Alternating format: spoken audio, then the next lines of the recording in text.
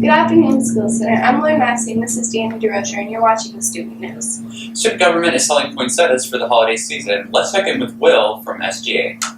Hey guys, Will Garner here from Student Government, and I want to tell you all about poinsettias. They're super big flowers that you can buy for your friends and family. You can get a 6.5-inch poinsettia in red, white, or pink for only $15. What? And even better, you can get an 8.5-inch poinsettia in also white, red, or pink for only $20. And for those of you who don't know how big that is, it's like this big. But here's the catch, right? You gotta get them in before December 2nd. Otherwise, you can't buy them anymore. Student government members, make sure to turn your money in ASAP. The money is due before Thanksgiving break. Now let's go to PJ for guidance news. Hello, Skill Center. Here's your news from the guidance office. Mrs. Mogul is planning a field trip to visit Jamestown Community College in Jamestown, New York on Monday, December 5th. All interested juniors and seniors should check out the list of majors they offer and sign up on the guidance door. The next ACT test will be on February 11th and the deadline is January 13th. If you are a senior, you should be signing up to take at least one of the tests, and juniors should be beginning to take them as well. Please see Mrs. Mogul to sign up. Seniors reminder to keep working on those college applications. Let Mrs. Mogul know once you apply so she can get the school's transcripts. Remember, you should complete your applications before Thanksgiving break.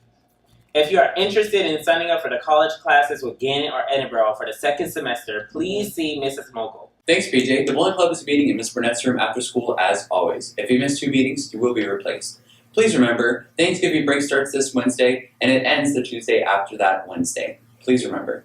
We'd like to congratulate Chandra Chuan and Matthew Meinhardt for being November's Prestige students. Both of these students have acquired a GPA over 4.0, receiving no CSEs and having perfect or near perfect attendance. We'd like to thank you for being an exceptional part of our school's culture. You can pick up your $25 mall gift card at Mr. McCollum's office. Let's see what else is going on around the Skill Center. Hello, Skill Center. This week's word is objective. Malik, do you know what objective means? Nope. Well, let's go find out. I'm here with Karen. So, Karen, do you know what objective means? Open-minded. I'm here with Puan. Puan, do you know what objective means? It means questioning something. Like questioning if it's right or wrong. I'm here with Skittles. And Skittles, do you know what objective means? Is it like not opinionated? Yeah. Like not questioning, but like what's it called? Refusing. Like you should say Wrong. So, Will, do you know what objective means? Objective? Yeah. Yeah. It's like a Chinese dish. Not even close. Is it not?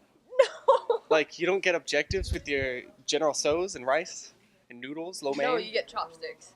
if you tell me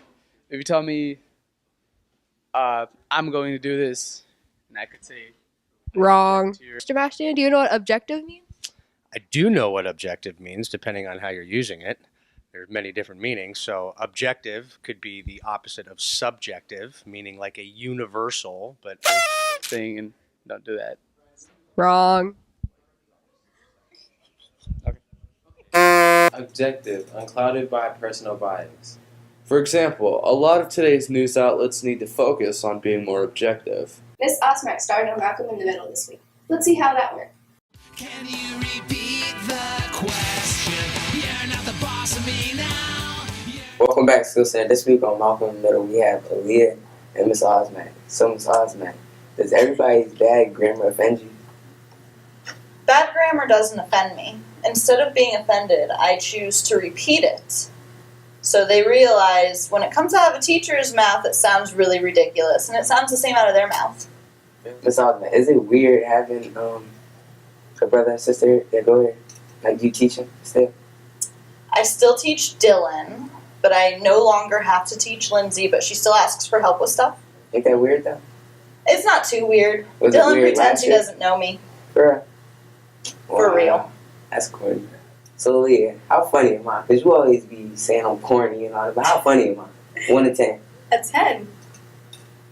Because you make everybody smile and you're just a happy person and you're just hilarious. So I'm really funny. Yes. Miss, am I funny? She's just trying to make you feel better. No, Miss, you gotta answer the question. Am I funny? Malcolm, your situations are funny. What do you miss about me being in class? Let's talk about what I don't miss. Okay, what you don't miss? I don't miss anyone trying to stay until 6 o'clock at night the last day of the quarter. That was absurd. I don't miss getting 4 vocabulary packets in the last week of the quarter instead of 1 every 2 weeks. I don't miss someone being late 50% of the time to my class first walk on B days. But I miss your winning smile. Alright, well thank you, miss. It's a good day to be Miss Osman. You were always right today. Every day is a good day to be Mrs. Osmack. Alright now, don't cover up your head now, miss. I just tried to make you smile for the camera. But that's it for this week's Malcolm in the Middle. See you next week. Hi, this is Advice with Mecca. Today I have Lauren, and we're going to talk about something interesting, so please ask a question. The question is, how do I become a successful rapper? Okay, rule number 1, you must get the shiny blades, glades? No, sunglasses. You have to get a big clock, have followers, you must get dreadlocks. You have to learn how to rhyme, like rhyme, time, dime, mine, dog, frog, mog, smog, log. I tripped on a log because I'm a fat frog. Yeah. And your beats gotta be pretty fire. Gotta have a nice music flow, you know, ba ba ba ba. Gotta learn how to dance, you know, the Drake dance. You gotta learn how to count money. You have to learn how to get money. You gotta have a card. I do a lot of begging. Please listen to my mixtapes, please. You make mixtapes? Yes. So you're a rapper? Can we hear some? Okay. My name is Mecca. I came from a town called Erie, PA. They all say that I'm, wait, that's not right. I spit hot fire because I'm a rapper. They say I spit hot fire because I'm a good rapper. I make money with my hands. I got $300 bands. Okay. Alright. I got a nice car and I have a nice girl. Actually, I don't have a girl. Take that back. I have a nice house and I live by myself. When I live by myself, I make waffles. When I make waffles, they're good for my stomach. And they make that sound like grr, grr, grr, grr, grr, grr. Something like that, I don't know. But anyways, thank you for listening to my mixtape. Follow me on Twitter, or not Twitter, because I don't have that. But anyways, goodbye. The food drive ended this week. Jalen spoke to Miss Askins to get the results. So, Miss Askins, who won the food drive? Leadership Center. And how much did you collect in total? We are able to donate over 4,000 pounds of food to the Second Harvest Food Bank. And which team won in our school? At Skills, Team 6 won. That's Mr. McCollum, Mrs. Sezakowski, and Mrs. Osmack. That'll wrap it up for this week. I'm Danny Grocer with Lauren Massey, and we're wishing you a good weekend.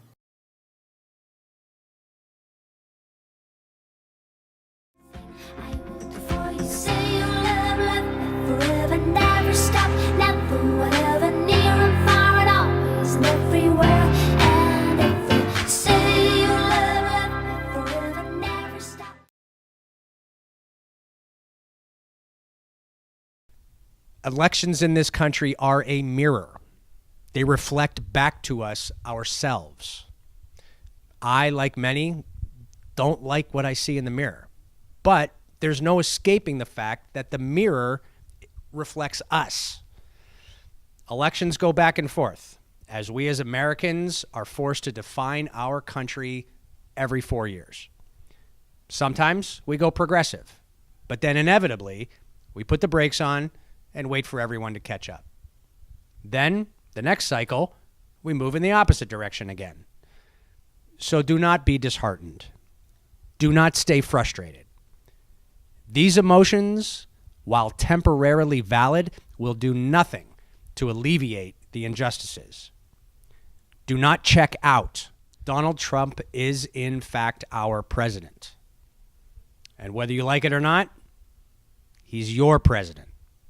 If you find yourself saying, he's not my president, then you have checked out and you will be complicit in all of these doomsday scenarios that you so fear will come to pass. Stay engaged. Stay informed. And just know that there are very many more good and reasonable Americans out there than there are bad and unreasonable ones. There are people in this country fighting for what they believe in. What are you going to fight for? he doesn't have the power to actually do what he says he would do. And he's now going back on his word. Can Trump do some of the things people feel he wanted to do based on things he either said or taken out of context? And the answer is probably not. Congress is going to make decisions. Congress controls. They have to approve. Bills become laws to the president. They can control the money on things he wants to happen. So, for example, if public opinion is against things Trump might have liked and personal opinions in Congress are against that, even if with a Republican majority and Republican president, they're probably not going to let him do whatever he wants. Basically, it's going to depend on a lot of factors, but in theory, a president only has so much power that Congress allows him to have. When I graduated from high school, I wanted to go straight into the Air Force. It's like, I don't want to work for him. Like, what the heck? He's going to run the White House like it's a hotel or something. Like, just watch. Be patient. Maybe it's not working for him, but you're going to be working for the people under him, like the everyday person who you're protecting. I think of it that way. They have to listen to him, so. I would definitely say war definitely would be a big concern because, again, if he does decide to drop nukes everywhere, we're also in that same boat. So that means we're going to get nukes dropped on us. So let's just hope that he doesn't do that. In my opinion, the threat of nuclear war is highly unlikely. We haven't used any nuclear weapons since 1945 in combat, and that was the bombing of Hiroshima and Nagasaki to end World War II. So the threat of that happening again is highly unlikely because the nuclear weapons now are just so powerful in comparison to what they used to be that if they decided to use nuclear weapons now, what would end up happening then would be just total chaos, complete nuclear fallout around the world, and the world would just be in total devastation. The worry of war and Donald Trump just like forcing troops to go in places. Donald Trump does have the ability to tell troops to go into combat as the commander-in-chief of the armed forces. However, and he must first get permission from Congress in order to be able to do that. So what would first happen in this scenario, if he did decide to do this without congressional approval, is within 48 hours, he would have to inform Congress of his decision to send in troops. And within 60 days, Congress would have to approve his decision. If they decided to not approve his decision, then he would have to get the troops out of whatever area he would go into. So Donald Trump, he could, cause troops to go into some places, but he would have to do so under congressional approval because if he didn't get that, they would be taken out of those areas very, very quickly. So the threat of war, in my opinion, is very much there, but the threat of nuclear weapon is not, and the threat of Donald Trump actually forcing troops to go in places and do like insane things, that's not there either, okay? My biggest concern is I feel like there's going to be a lot more racism and discrimination throughout the world. If you are one that fears an increase in racism and discrimination, you must be vigilant and vocal to withstand the trends that you see as dangerous.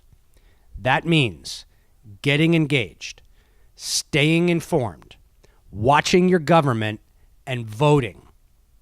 It means creating peace and understanding in your own community.